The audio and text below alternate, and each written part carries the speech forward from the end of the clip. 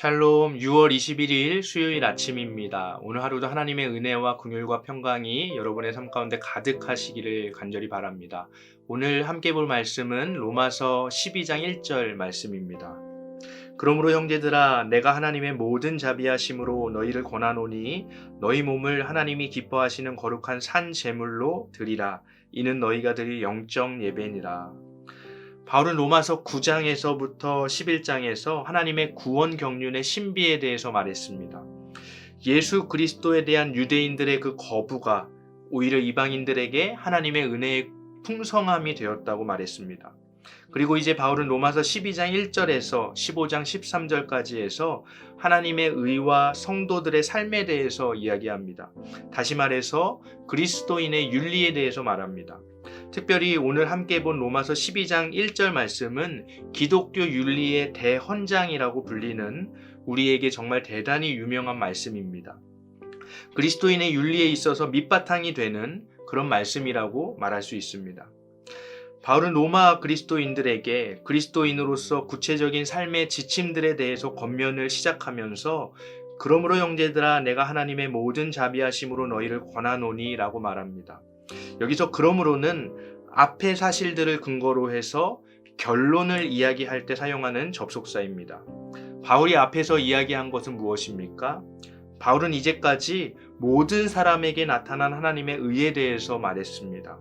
하나님의 긍휼하심과 자비하심으로 예수 그리스도를 통해서 나타난 하나님의 의에 대해서 말했습니다.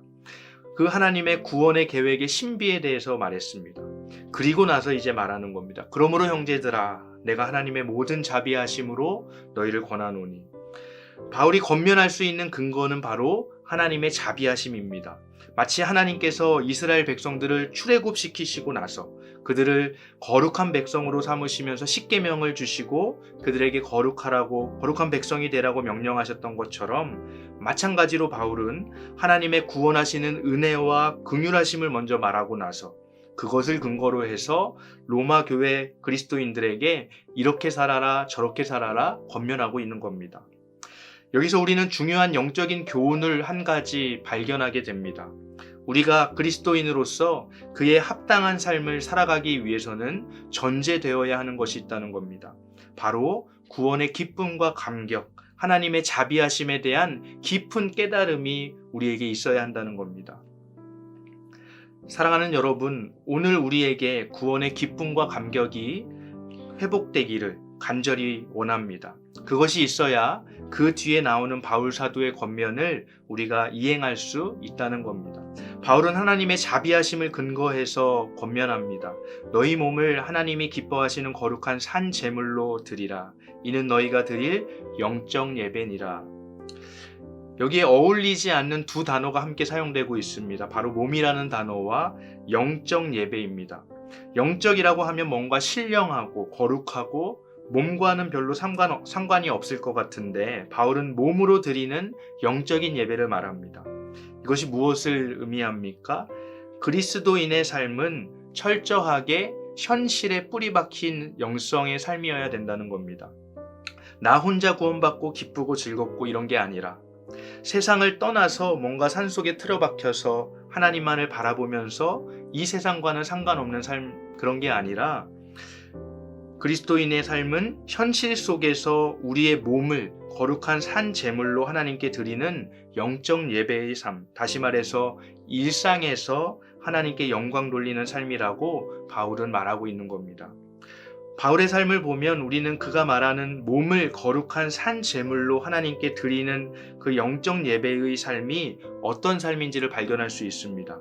바울은 복음을 전하기 위해서 모진 핍박과 고난을 받았습니다. 그의 몸에는 예수 그리스도를 위해서 받은 많은 상처들이 아로 새겨져 있었을 겁니다.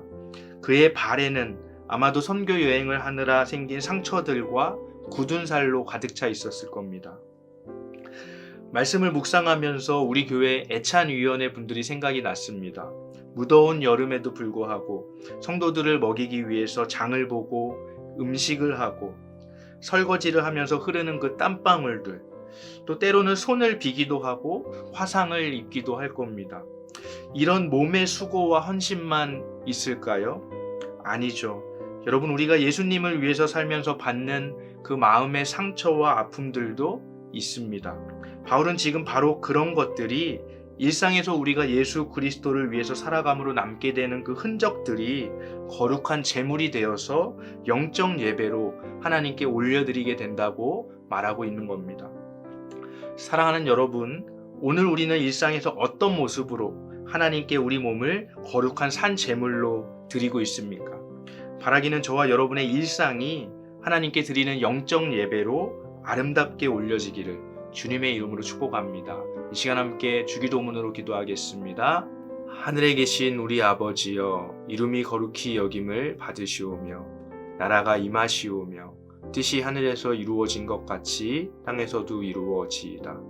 오늘 우리에게 일용할 양식을 주시옵고 우리가 우리에게 죄 지은 자를 사하여 준 것 같이 우리 죄를 사하여 주시옵고 우리를 시험에 들게 하지 마시옵고 다만 악에서 구하시옵소서. 나라와 번세와 영광이 아버지께 영원히 있사옵나이다. 아멘.